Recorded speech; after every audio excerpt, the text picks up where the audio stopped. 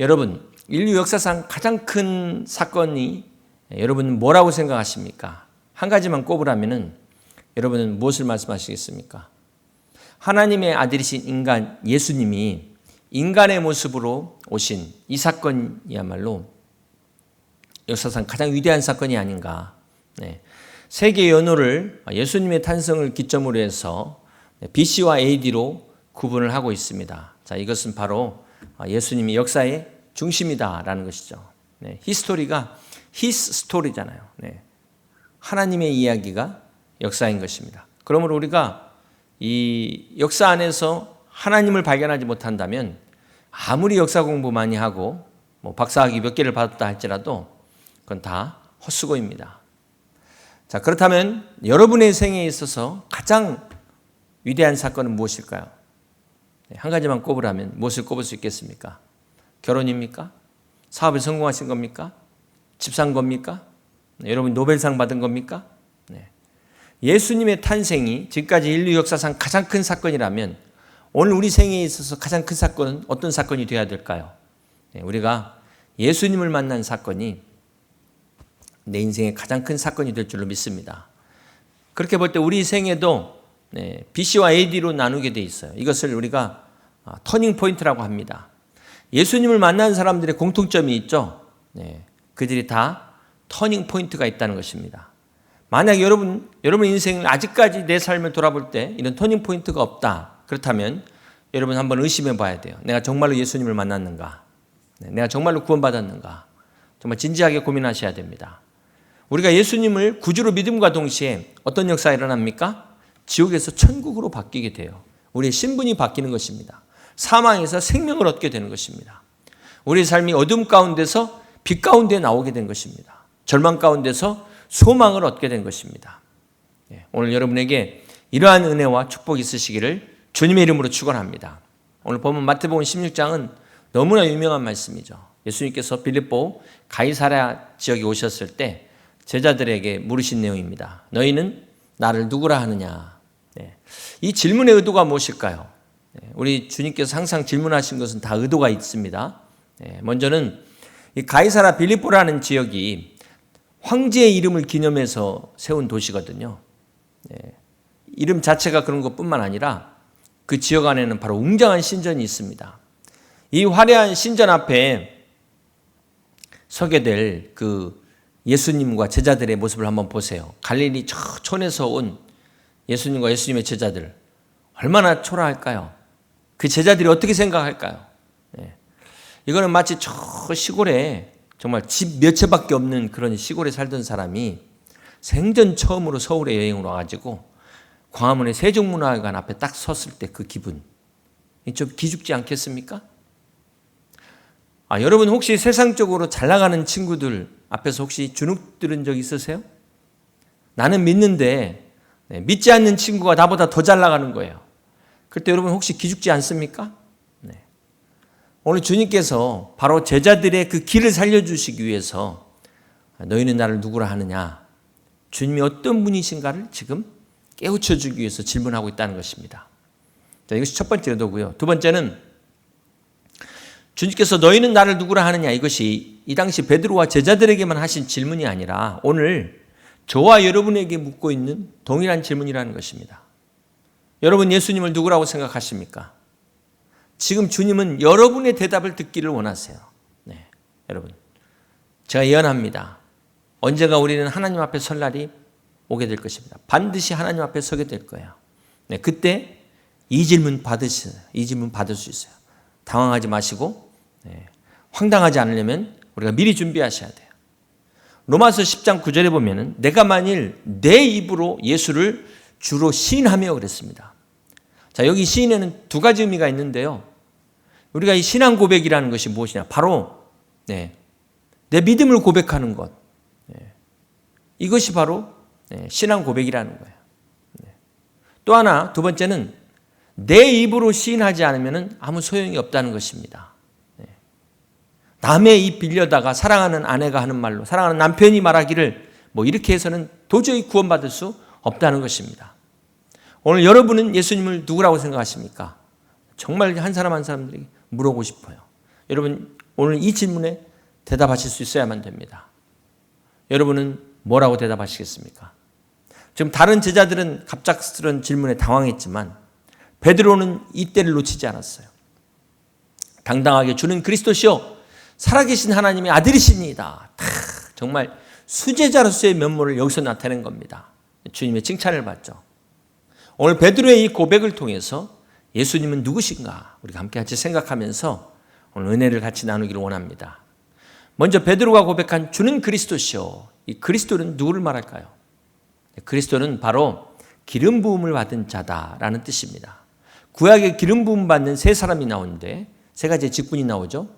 제사장과 선지자와 왕입니다.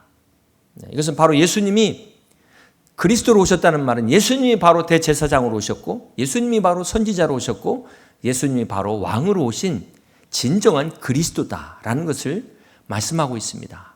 그러면 그리스도의 첫 번째, 과연 대제사장은 무엇을 의미할까요? 예수님이 대제사장으로 오셨다는 것이 무엇을 의미할까요? 여러분, 구약의 대제사장은 인간 편에서, 인간을 대신해서 하나님 앞에 나아가는, 제사를 드릴 때 제일 앞에서 나가는 중재자 역할을 합니다.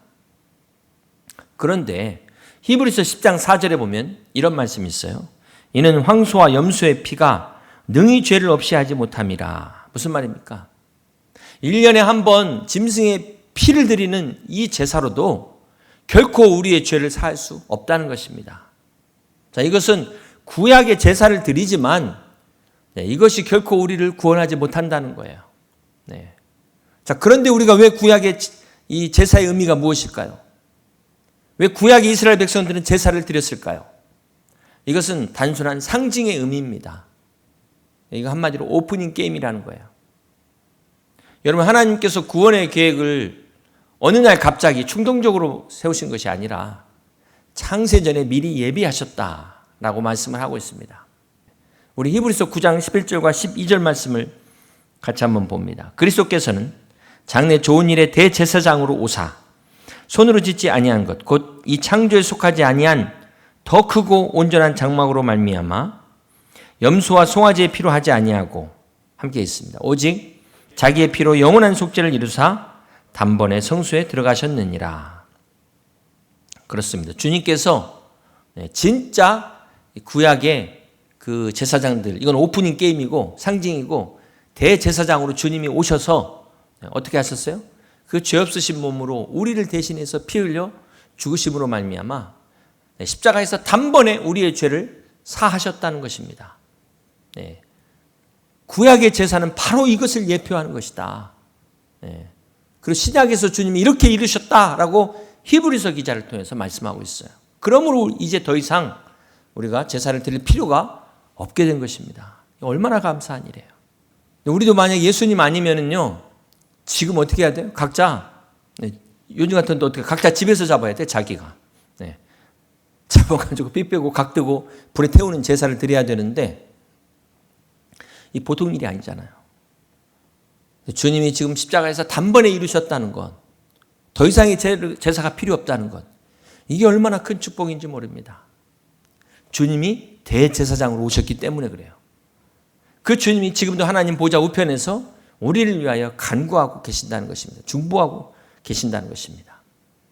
자, 두 번째 그리스도의 의미는 그리스도이신 예수님이 완전한 선지자로 오셨다는 것입니다. 네. 대제사장이 인간 편에서 하나님께 나간다면 선지자는 하나님 편에서 인간에게 오는 사람들이에요. 하나님 말씀을 전하는 사람들입니다. 네. 대표적으로 모세와 엘리야가 있습니다. 네. 그러나 사실 그들도 우리와 똑같은 인간이에요. 여러분, 모세가 많은 능력을 행했지만 출애굽때 광야에서 주님이 반석을 명하라 그랬잖아요. 그런데 이스라엘 백성이 하도 말을 안 들으니까 화가 나갖고 지팡이로 반석을 쳐버렸어요. 그것 때문에 모세는 가나안 땅에 들어가지 못하게 됩니다.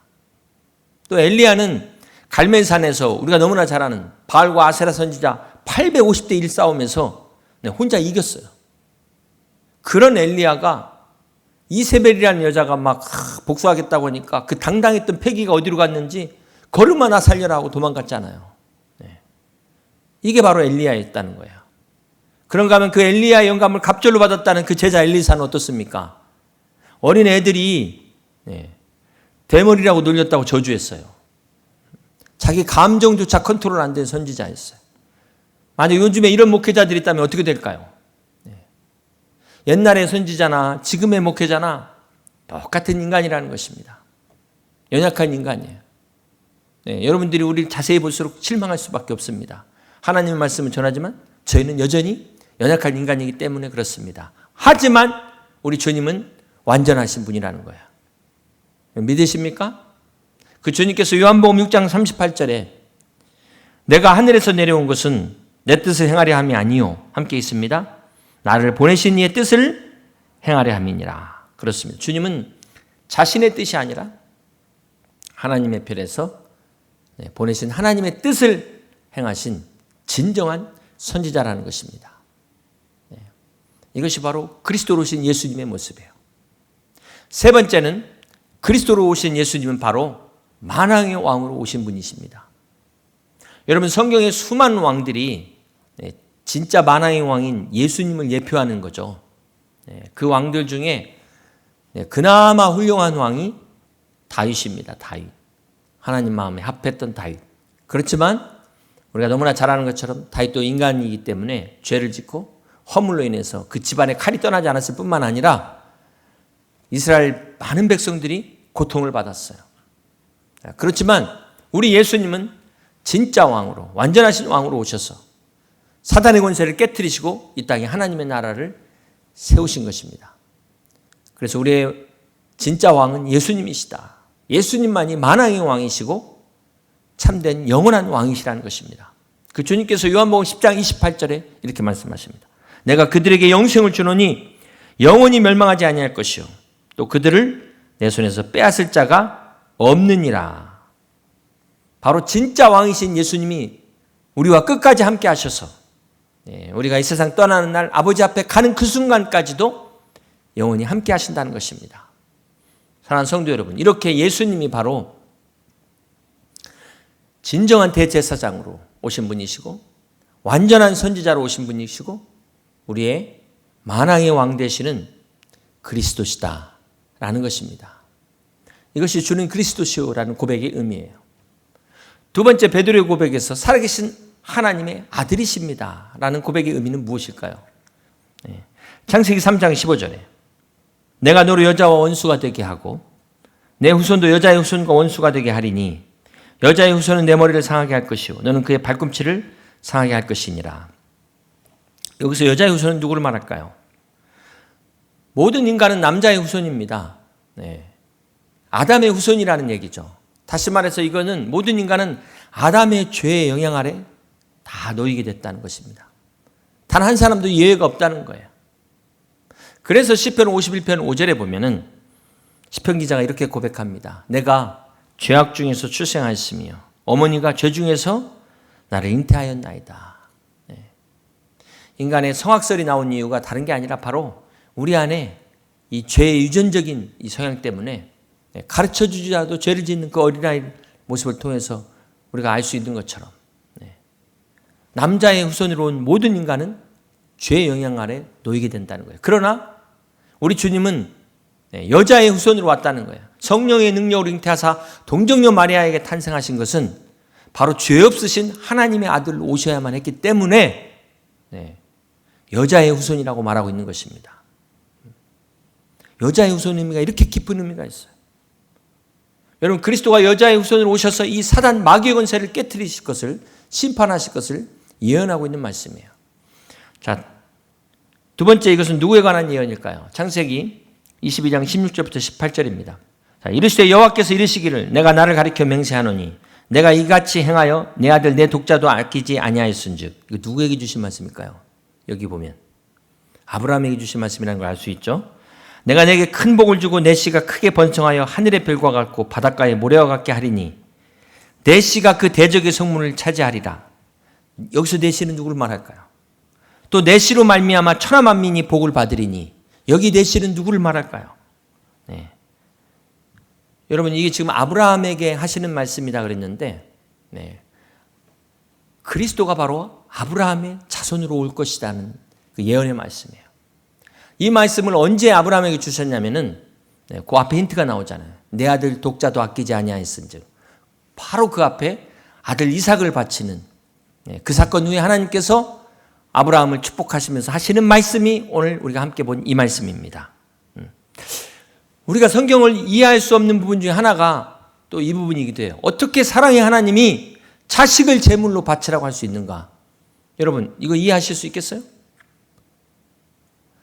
저기 그 샤머니즘에 보면은 인신제사가 있긴 해요. 사람을 제물로 바치는 그런 종교들은 완전히 미개한 종교, 그 야만 중에서도 야만인데 어떻게 하나님이 아브라함에게 자식을 바치라고 할 수 있냐는 거예요. 여러분, 이 성경을 잘 보면은요, 하나님께서 아브라함에게 아들을 바치라고 할 때 구체적으로 그 장소까지 알려줍니다. 모리아산으로 가서 바쳐라. 콕 집어서 말씀하고 있어요. 그냥 근처에 가서 지금 아들이 바친다는 이 자체가 지금 감당하기 어려운 시험인데, 사흘길이나 떨어진 모리아산까지 지정하신 이유가 뭘까요? 그 바람에 아브라함은 사흘길을 가면서 이거 내가 지금 가야 돼 말아야 돼 얼마나 많은 고민을 했겠습니까? 자, 그런데 제가 드리고 싶은 거는 이렇게 아브라함이 아들을 바치는 것조차도 장소를 지정하신 하나님이 자기 아들을 독생자를 십자가에 바치는 장소를 지정하셨을까요? 하지 않으셨을까? 여러분 어떻게 생각하십니까? 오늘 구약의 하나님은 모든 것을 다 예비하시고 예언하시고 그것을 이루시는 하나님이라고 이야기를 했어요. 그 예수님이 이 땅에 오셔서 우리를 위해서 십자가에 죽으시는데 어떻게 하다 보니까 이게 골고다 언덕이었다. 이게 아니었다는 거예요. 하나님은 예수님이 우리를 위해서 십자가에 못 박히실 장소까지도 미리 예비를 하십니다. 근데 그곳이 바로 어디냐? 아브라함이 자기 아들 이삭을 바친 자리, 모리아산이라는 거예요. 그것이 바로 골고다 언덕인 줄로 믿습니다. 자, 이렇게 되면은 참 진짜 골고다가 모리아산이냐? 막 고고학자들이 연구하겠죠? 아쉽게도 증명할 방법이 없어요. 여러분 이것은 믿음의 영역이라는 거예요. 믿음의 영역. 오늘 하나님께서 아브라함을 모리아산으로 이끄셔서 아들을 바치게 하십니다. 그곳에 자기 아들을 바치는 십자가를 세우셨다는 거예요. 자, 이게 참 너무나 기가 막힌 자리인 거예요. 하나님의 뜻을 따라 아들을 지금 바치는, 아들을 죽이는 그 아버지와 그 인간을 사랑하셔서 자기 아들을 대신 죽인 아버지가 만난 자리가 십자가라는 거예요. 그게 바로 골고다 모리아산인 것입니다. 인간의 길이 끝나는 지점에 하나님의 길이 시작되는 지점이 바로 십자가라는 것입니다. 이렇게 깊은 뜻이 있어요. 그럼 다음 세 번째 예언은 누구에 관한 예언일까요? 창세기 49장 10절입니다. 규가 유다를 떠나지 아니하며 통치자의 지팡이가 그 발 사이에서 떠나지 아니하기를 실로가 오시기까지 이르리니 그에게 모든 백성이 복종하리로다. 자, 이 말씀은 야곱이 지금 죽기 전에 자기 아들들을 축복하는 유언입니다. 실로, 이 그리스도가 어디를 통해서 와요? 유다 지파를 통해서 온다는 예언입니다. 자, 원래는 그리스도가 아브라함의 후손으로 온다면 야곱의 아들 중에 어느 지파를 통해 와야 될까요? 장자인 루벤 지파를 통해서 와야 돼요. 그런데 루벤이 범죄하잖아요. 그래서 그 축복이 누구에게 넘어갑니까? 육적인 축복은 요셉에게, 영적인 축복은 유다에게로 넘어간 거예요. 벤허가 유다의 자손이라는 뜻입니다. 유다의 자손. 벤허, 진짜 벤허는 바로 주인공은 예수님이라는 거예요. 예수님. 네 번째 이 예언은 누구에 관한 예언일까요? 이사야서 11장 10절입니다. 그날에 이새의 뿌리에서 한 싹이 나서 만민의 기치로 설 것이요 열방이 그에게로 돌아오리니 그가 거한 곳이 영화로우리라. 이새의 뿌리, 그리스도가 다윗의 가문으로 오신다라는 예언입니다. 다섯 번째 예언은 누구에 관한 예언일까요? 미가서 5장 2절입니다. 베들레헴 에브라다야 너는 유다 족속 중에 작을지라도 이스라엘을 다스릴 자가 내게서 내게로 나올 것이라. 그의 근본은 상고의 영혼에 있느니라. 그리스도는 베들레헴에서 태어날 것이다 라는 예언입니다. 자, 마지막으로 이 예언은 누구에 관한 예언일까요? 이사야서 53장 5절과 6절입니다. 그가 찔림은 우리의 허물 때문이요 그가 상함은 우리의 죄악 때문이라. 그가 징계를 받음으로 우리는 평화를 누리고 그가 채찍에 맞음으로 우리는 나음을 받았도다. 우리는 다 양 같아서 그릇 행하여 각기 제 길로 갔거늘 여호와께서는 우리 모두의 죄악을 그에게 담당시키셨도다. 그렇습니다. 그리스도가 우리를 구원하시기 위하여 십자가의 고난을 담당하신다는 예언입니다. 이렇게 수많은 예언들이 있어요. 시간 관계상 다 소개할 수가 없어요.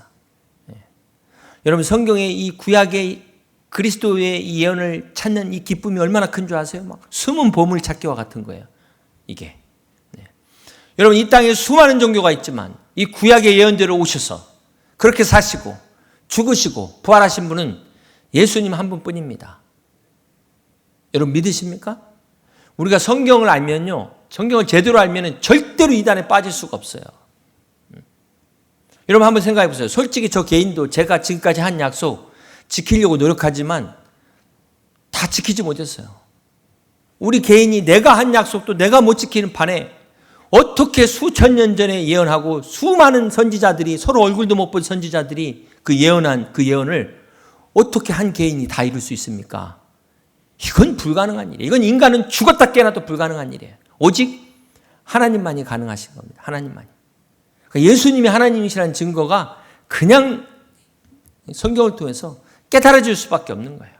들을 게 있는 자는 들을지어다. 여러분, 세상적으로 IQ 좋다고 똑똑하다고 해서 이단에 안 빠지는 게 아닙니다. 아무리 똑똑해도요, 하나님의 뜻을 알지 못하면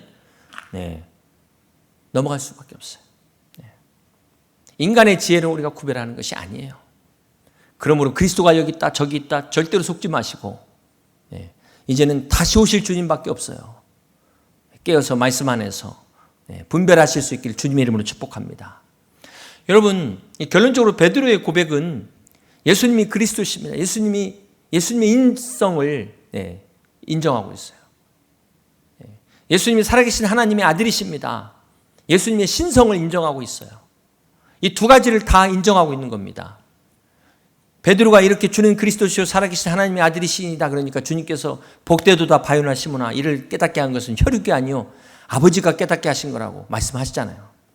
베드로가 어부 출신인데도 어떻게 그리스도의 인성과 신성을 고백할 수 있습니까? 성령님께서 이것을 깨닫게 하시는 거예요.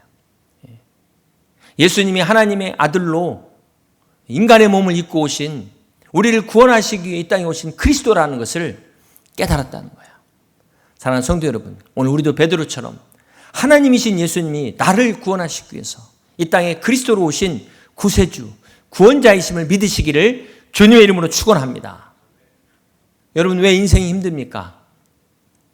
이 땅에서 우리가 영원히 사는 게 아닌데 마치 영원히 살 것처럼 착각하니까 힘든 거 아니겠어요?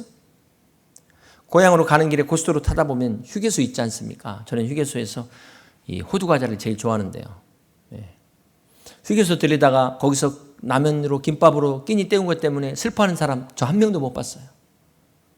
내가 여기서 라면 먹다니, 내가 여기서 김밥으로 끼니를 때우는 인생이라니, 나 이런 분 못 봤어요. 진짜 슬퍼하는 거는 영원한 본향에 갔는데 거기서 라면 먹는 신세 된 거예요. 거기서 김밥으로 때우는 신세 된 게 진짜 불행하다는 거예요. 사랑하는 성도 여러분, 오늘 우리가 살고 있는 이곳은 진정한 고향이 아니라는 겁니다. 우리의 고향은 저 영원한 본향이 있어요.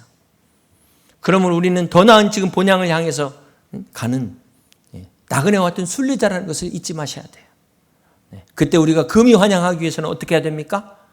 오늘 베드로처럼 주는 그리스도시요 살아계신 하나님의 아들이시니다 이렇게 고백할 수 있어야만 우리가 하나님 아버지 집에 금이 환영할 수 있다는 것 명심하시고, 오늘 여러분 이 믿음의 고백으로 말미암아 거듭나셔서 오늘 여러분의 믿음을 세울 수 있는 하나님의 자녀 다 되시기를 주님의 이름으로 간절히 축원합니다.